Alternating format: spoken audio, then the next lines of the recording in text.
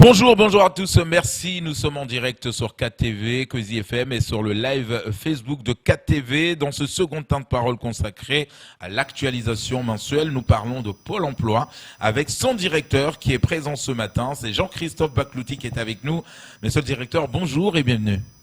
Bonjour à toutes et tous et merci de votre accueil. Alors, on le sait, comme toutes les administrations, que ce soit sur le territoire national ou dans les Outre-mer, notamment chez nous à Mayotte, Pôle emploi également a pris des dispositifs pour permettre aujourd'hui aux demandeurs d'emploi, à tous ceux qui viennent vous voir au jour le jour, de pouvoir faire leur démarche sans même déplacer, notamment cette actualisation mensuelle. Ça veut dire quoi exactement, monsieur le directeur ?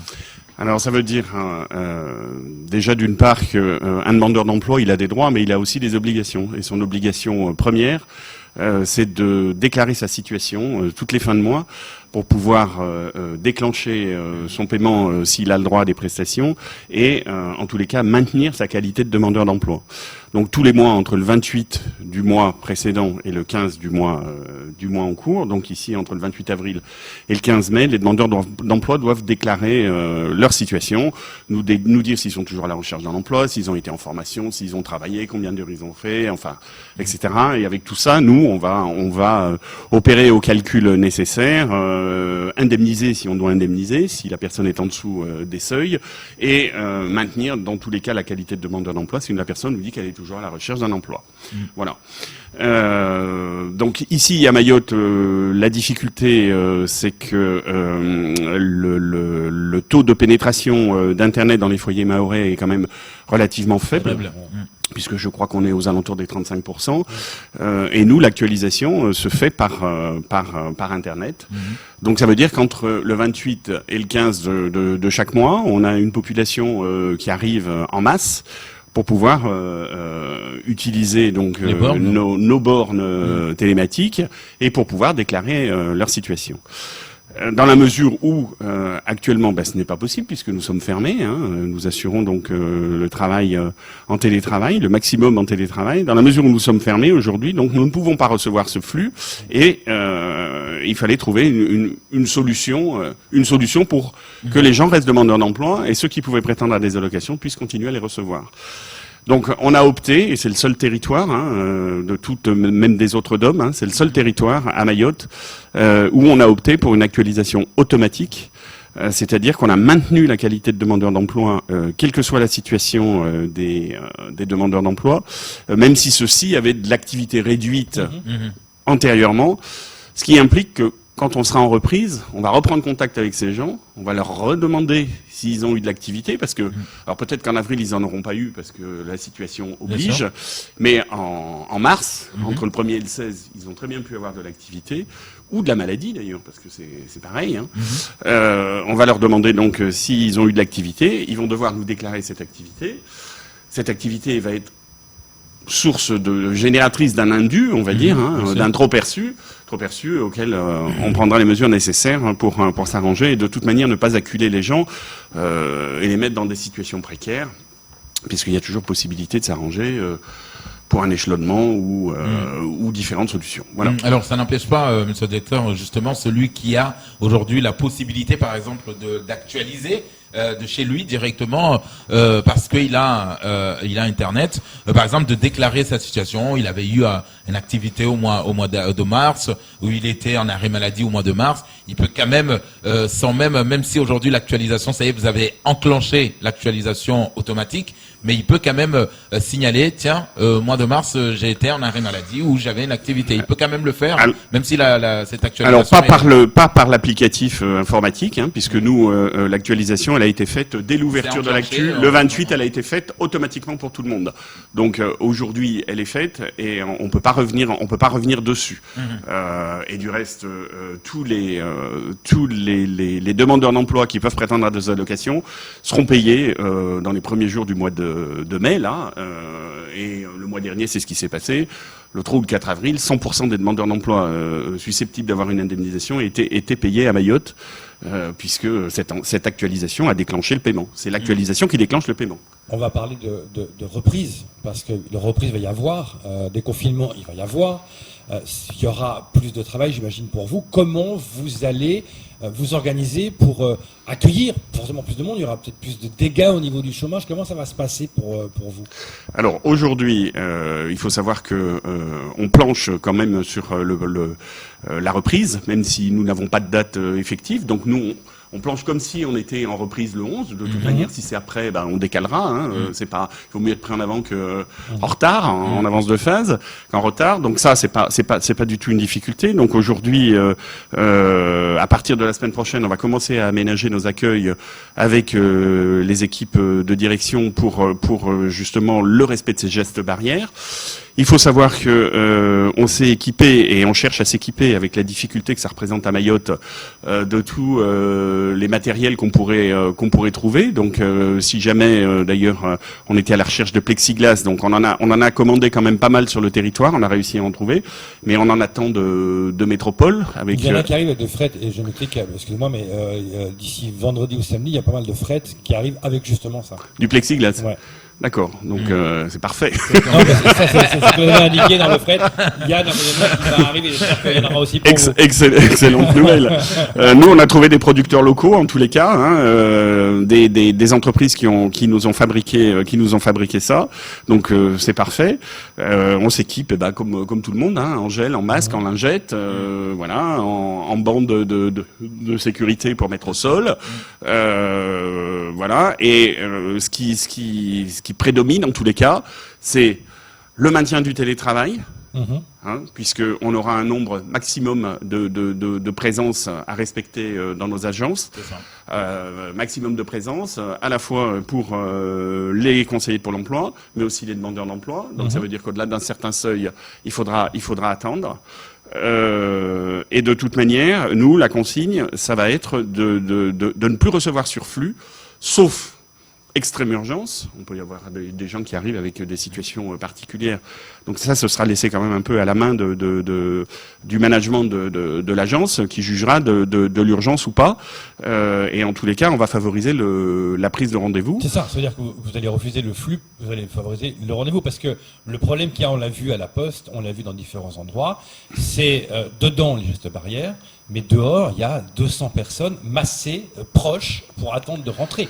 Donc c'est un peu le problème. Alors nous, on a 2 lignes téléphoniques, hein, qui sont à disposition sur les 2 agences, donc de Dzoumogné et de Kaweni. Ces lignes téléphoniques peuvent permettre de prendre des rendez-vous. De toute manière, il y a toujours le mail.net. Chaque demandeur d'emploi a un conseiller qui lui est dédié. Donc il faut passer par le conseiller pour demander un rendez-vous, parce que de toute manière la réception sur flux, c'est pas à l'ouverture. Oui, c'est ça. Ça, c'est clair. Je dis pas qu'un jour on n'y reviendra pas, et j'espère qu'on y reviendra, parce que ça voudra dire qu'on reviendra dans une situation normale, et ce sera beaucoup plus agréable pour tout le monde. Mais voilà, en l'état actuel des choses, c'est impossible, puisque dans nos agences Pôle emploi, il y a une promiscuité certaine, ça, je suis d'accord. C'est pour ça que quand je vous parle d'aménagement, il faut qu'on regarde en zone centrale pour espacer les sièges, pour supprimer les bureaux, ou au moins les condamner, sans dire de les supprimer parce qu'ils sont souvent fixés au sol, mais faire en sorte qu'on ne puisse pas les utiliser pour le respect des gestes barrières. Voilà, il y a un travail colossal, et on travaille donc ici en interne avec un groupe de travail qui est constitué de managers et d'agents de Pôle emploi sur les services à maintenir en priorité, sur comment on va faire. Et puis il y a un groupe de travail au national, puisque moi je travaille avec la direction générale, où un certain nombre de préconisations sont données, où des kits vont nous être transmis de bon respect, on va dire, des règles en matière d'éloignement, de port du masque, comment on met un masque, enfin voilà. Donc en principe, on sera prêt, enfin je l'espère. Rien ne s'empêche. Ça correspond à combien de personnes aujourd'hui qui sont à Pôle emploi à Mayotte? Alors aujourd'hui, à Pôle emploi Mayotte, j'ai environ 15 000 demandeurs d'emploi qui sont inscrits, connus. Parce que la difficulté des demandeurs d'emploi, c'est qu'on a beaucoup de demandeurs d'emploi qui, comme ils ne sont pas indemnisés, ne s'inscrivent pas. Et j'ai à peu près 2500 demandeurs d'emploi qui sont indemnisés sur les 15 000. C'est tout? Ouais. Ah ouais. En fait, oui, c'est tout, parce que en fait, c'est la précarité, c'est voilà, je veux dire, je peux envoyer des conseillers en entreprise pour aller chercher des offres d'emploi. S'il n'y a pas d'offre d'emploi, si l'employeur n'a pas embauché, je veux dire, on peut sortir tous les arguments possibles et imaginables s'il n'y a pas de boulot, ou s'il n'y a pas de... Surtout dans cette période. Mais le but, c'est que ça risque d'augmenter. Là, on est à 15 ans. voilà. Le problème, c'est que on le sait, il y a des entreprises qui vont devoir fermer, on le sait, on n'est pas... Voilà, même si Emmanuel Macron a dit personne ne sera au chômage, on sait que ça va augmenter. Il y aura... Ceci va drôlement augmenter, non? Vous ne pensez pas? Alors, drôlement, je ne sais pas. Drastiquement augmenté, je veux dire. Oui, non, mais j'avais compris le sens de votre mot. Je suis incapable aujourd'hui de mesurer ce que ça va représenter. Je sais forcément qu'il y aura une reprise qui sera pas simple, parce qu'effectivement, on va faire face à peut-être à des multitudes de questions de gens qui n'auront pas pu nous contacter parce qu'ils utilisent pas Internet, parce que le téléphone c'est pas forcément leur truc. Donc il y a tous ces gens-là, et puis effectivement tous les nouveaux entrants. Mais moi je sais pas exactement. Alors je sais qu'il y a beaucoup d'entreprises qui sont en difficulté, et en particulier les petites entreprises. Donc ça veut dire que oui, ces emplois-là, c'est des gens qu'on va retrouver. D'autant plus que s'ils ont travaillé, ils ont cotisé, et s'ils ont cotisé, ils auront droit à des allocations de chômage. Donc c'est ça aussi. C'est ça qui fait qu'on indemnise ou pas quelqu'un. Alors, monsieur le directeur, on va quand même rappeler à ceux et celles qui nous regardent que l'actualisation, en tout cas mensuelle, que vous avez mise en place automatiquement, donc ça veut dire que tous ces demandeurs d'emploi, en tout cas, n'ont pas à déplacer, n'ont pas à venir. Au pire, une question, vous avez signalé, rappelé que vous avez déjà 2 lignes téléphoniques, mais imaginons, monsieur le directeur, que là, vous l'avez engagé, cette actualisation automatique. Demain, à partir du 11, on commence à déconfiner progressivement. Parmi ces demandeurs d'emploi, une question que j'avais abordée avec la sécurité sociale, il y en a plein aujourd'hui qui se retrouvent, par exemple, avec un séjour aujourd'hui qui n'est plus valable, mais que l'État avait dit on augmente de 3 mois. Ça veut dire que, encore une fois, ce demandeur d'emploi, ce jeune qui a aujourd'hui une carte de séjour qui n'est plus valable, mais qu'on a augmenté automatiquement par la préfecture 3 mois, n'a pas aussi à s'inquiéter au niveau de Pôle emploi. Au niveau de Pôle emploi, il n'y a pas d'inquiétude. Et si jamais, parce que on a quand même des automatismes, et quand on saisit la situation de quelqu'un, on saisit quand il a un titre de séjour, on saisit une date de péremption. Bien sûr. Et je dirais que cette date de péremption, quand elle arrive, il y a un peu un coup près, il y a une radiation pour fin de titre de séjour. Mais bon, après, ça sous-entend des manipulations pour remettre en route les dossiers. Mais voilà, c'est pas une difficulté en soi, c'est pas une difficulté. C'est une difficulté administrative parce que ça va nous faire du boulot. Mais si jamais on était dans ces situations, il y aura pas de difficulté. En tous les cas, voilà, c'est des choses qui sont tout à fait possibles. Et toutes les situations, d'ailleurs, quelles qu'elles soient, les gens qui sont radiés pour absence à contrôle ou autre parce qu'ils ont oublié de se déclarer à un moment, de déclarer leur situation. Si c'est pas tous les mois, on est tout à fait enclin en fonction des éléments que la personne nous apporte, parce que on écoute quand même ce qu'elle nous dit. On le fait pas forcément systématiquement. Mais si la personne nous apporte des éléments qui tiennent la route, voilà, on réinscrit et on fait la rétroactivité pour que les gens soient pas pénalisés. Justement, quand on a reçu la Sécu, ils nous disaient qu'ils avaient une boîte aux lettres spéciale Covid-19. C'est-à-dire qu'il y a des gens aujourd'hui qui arrivent à sortir ou à passer devant vos logos, par exemple. C'est toujours cette boîte aux lettres où il y a un agent qui récupère les courriers arrivés le matin pour qu'ils soient traités le plus rapidement possible. Est-ce que c'est le cas avec vous aujourd'hui? Alors moi j'ai des boîtes aux lettres. On a des boîtes aux lettres dans nos agences. Le courrier est relevé 2 fois par semaine, tous les mardis, tous les jeudis, pour traitement. Je dois vous dire qu'on a relativement peu de courriers. D'accord. On en a un petit peu, mais on en a relativement peu. On a 4-5 courriers à chaque levée. C'est pour ça qu'on n'y va pas tous les jours. Donc c'est très très peu. Et encore, dans les 4-5 courriers qu'on a, on a des courriers qui nous arrivent par la poste. Donc c'est des gens qui ont mis leur courrier dans la boîte, je veux dire, qui arrivent par le canal normal. C'est pas forcément des courriers qui ont été déposés dans la boîte aux lettres. Voilà. Et peut-être pour finir, sauf si vous avez une question, la dernière. Une question. Des gens me demandaient le taux de chômage. C'est-à-dire que j'ai 1 500 € par mois. Je viens d'être licencié. À Mayotte, combien je vais avoir? Alors c'est un petit peu compliqué à calculer comme ça parce que alors on a des notices explicatives qui sont très bien faites, donc si vous me donnez les coordonnées de cette personne, je pourrais lui donner, parce qu'en fait c'est des moyennes qu'on fait entre les salaires sur une période de référence. On divise par un nombre de jours, le nombre de jours de cette période de référence, ça va nous donner un salaire moyen, et de ce salaire moyen, on va verser une indemnisation. Donc c'est un petit peu compliqué comme ça. C'est pas aussi c'est possible de dire voilà. C'est pas aussi simple. C'est pas aussi simple que ça. D'accord. Il y a des fois des phénomènes de primes, voilà, qui vont rentrer en compte sur des prorata temporis. Il y a les absences maladie. Il y a vraiment... voilà. Donc ceux qui vont se retrouver dans des situations dramatiques de perdre son emploi à cause du coronavirus, il faudrait qu'il ait tous ces documents-là pour que vous puissiez établir un paiement, un calcul. Ah bah de toute manière, oui. Pour établir les calculs, il faut effectivement qu'on ait les éléments pour pouvoir calculer tout ça. Mais il faut savoir que il faut pas attendre les éléments pour s'inscrire.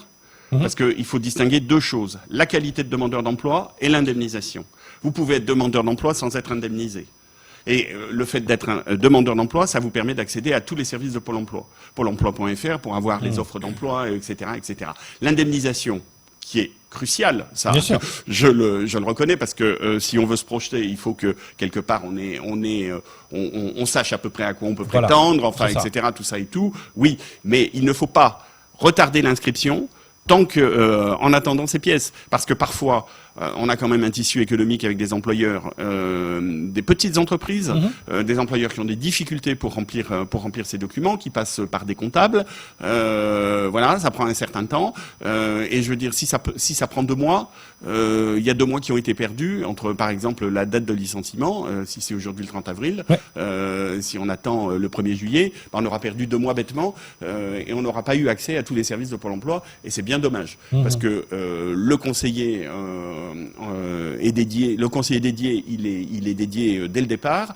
Les entretiens qu'ils peuvent avoir pour déterminer un profil professionnel, pour savoir ce que veut faire la personne, etc., etc. Tout ça, ça se fait. Voilà, il faut le faire, et donc il faut perdre le moins de temps possible. Voilà, l'indemne, c'est essentiel, c'est certain. Mais il faut pas s'arrêter, je dirais, au fait de ne pas avoir les pièces pour ne pas s'inscrire. D'accord.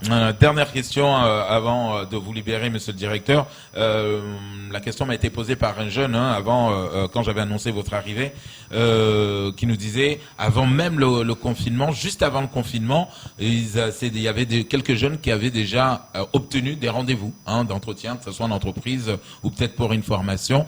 Est-ce que ça voudrait dire qu'aujourd'hui, ces entreprises-là voulaient démarcher en disant voilà, nos jeunes en tout cas qui sont inscrits chez nous en tant que demandeurs de formation. Alors, est-ce que ça sera le cas après le déconfinement ou ça y est, ça c'est on a démarché toutes les entreprises qui avaient déposé des offres à Pôle emploi pour savoir si elles maintenaient ou pas leur offre, parce que c'est inutile de maintenir des offres si l'employeur sait pertinemment qu'il va pas pouvoir le faire compte tenu de la situation, ça c'est évident. Donc il y en a certains qui ont maintenu. Après on peut pas jeter la pierre à un employeur qui dit mais moi compte tenu du contexte je vais pas embaucher, on verra plus tard. Donc voilà, il y a pas de règle précise, mais en tous les cas le contact avec les entreprises on l'a.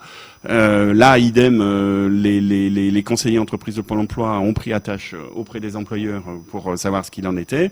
Et derrière, on accompagnera. S'il y avait des formations, s'il y avait des inscriptions pour des formations, j'ose espérer que ces formations vont être décalées et ces gens-là pourront bénéficier, je dirais, de leur entrée un peu plus tardivement. Ça, c'est toujours pareil, c'est sous réserve que la formation soit maintenue, que le centre de formation n'ait pas de difficultés, enfin, etc. Parce qu'après, il y a aussi des histoires de calendrier. J'ai une formation qui va du 1er février au 30 juin, mais derrière, j'en avais une autre qui était planifiée. Donc, je veux dire, ça chamboule aussi tous les plannings de tous nos partenaires, forcément. Donc, voilà. Mais il faut, en tous les cas, il faut pas attendre. Je dirais qu'il faut être proactif. Je dis toujours. Un demandeur d'emploi, c'est lui qui fait sa recherche d'emploi. Je veux dire, c'est la fougue qu'il va mettre, c'est l'intérêt qu'il va apporter. Voilà, c'est la façon dont il va se vendre auprès d'un employeur qui va faire qu'il va être préféré par rapport à un autre candidat qui aura le même profil.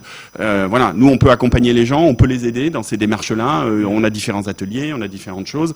Alors je sais pas exactement comment ça va reprendre parce que les ateliers c'est pareil. Ouais. Il va falloir respecter aussi les gestes barrières. Mais il y a des formations qui existent en dématérialisé avec un certain nombre avec un interlocuteur virtuel. Voilà, il y a tout un tas de possibilités. Il y a vraiment des choses. Voilà, mais Pôle emploi aide et accompagne, mais c'est pas Pôle emploi qui va frapper à la porte, qui va dire voilà j'ai un emploi pour vous. C'est pas comme ça que ça. Donc les choses importantes qu'il faut relever, c'est que vous faites tout pour être prêt à partir du 11 mai, si le 11 mai on déconfine, que vous préconisez plus les rendez-vous que de venir avec flux pour éviter le mouvement de foule. Ça, c'est important, et que vous prendrez cas par cas les gens et que vous les invitez évidemment à prendre contact avec vous assez rapidement. Absolument. Alors, juste une précision. Nous, l'ouverture, elle est prévue telle qu'elle est prévue. Si jamais les dates sont confirmées, c'est le 18. C'est-à-dire que la semaine du 11 au 18, c'est une semaine de mise en place. Et on fera ce qu'on appelle un go. J'espère qu'on fera pas un no-go. Ouais. J'espère qu'on fera un go dans le courant de la semaine avec les équipes pour dire que on est fin prêt et que le 18 on pourra ouvrir. En tous les cas, la semaine du 11 sera une semaine où on pourra prendre les rendez-vous. C'est ça. À partir du 11, les gens peuvent téléphoner pour prendre rendez-vous sur la date que ça ouvre. À partir du 18. Absolument. Combien de rendez-vous par jour vous pouvez prendre dans les agences? Tout dépend un peu du nombre de présences autorisées. Oui. Parce que c'est toujours un peu la même chose. Ouais. Donc c'est vrai. Donc c'est un vrai casse-tête. Mais par contre, j'invite quand même, puisqu'on est quand même en situation particulière, j'invite nos demandeurs qui auront des rendez-vous à se présenter, quoi. Oui. Parce que quand ils se présentent pas, je veux dire, c'est une place perdue, c'est un créneau perdu, et on risque d'avoir quand même du monde au portillon. Donc voilà, prévenez de toute manière. Que vous puissiez pas venir, c'est pas le problème. Voilà, vous prévenez, on refixe un autre rendez-vous, mais par contre on libère le créneau et ça peut permettre de recevoir quelqu'un d'autre. D'accord. Voilà, c'est essentiel. Alors là, l'actualisation donc pour le mois passé a été faite. Là, pour le moment, est-ce qu'on sait si on va encore enclencher une deuxième actualisation automatique ou on attend de voir l'évolution, justement? Alors, je n'en sais rien.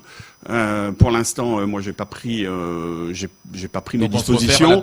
Je me réserve, pas forcément le 11, Parce que normalement, c'est plutôt... du 14, du 28 au 15 du mois suivant. Ouais. Donc, d'ici le 28 mai, j'ai encore une petite marge. Savoir un petit peu, voilà, si on est dans une situation identique parce qu'on n'a pas ouvert pour les raisons que nous savons, on sera appelé, effectivement, à renouveler l'opération une troisième fois, puisque ça fait déjà la deuxième fois. On l'a déjà fait pour mars, on l'a fait pour avril, donc voilà. Mais je ne m'interdis rien. Voilà. On verra bien et on communiquera également tout ça. Jean-Christophe Baklouti, merci en tout cas d'être venu ce matin. On rappelle que vous êtes le directeur général de Pôle emploi Mayotte. Régional. Pas encore général. Écoutez, vous voyez que je suis en train de prier pour que vous le soyez. Peut-être faire des copains, toi. C'est tout pour ce temps de parole. C'est la bonne période. Merci à vous. Merci. Bonne journée.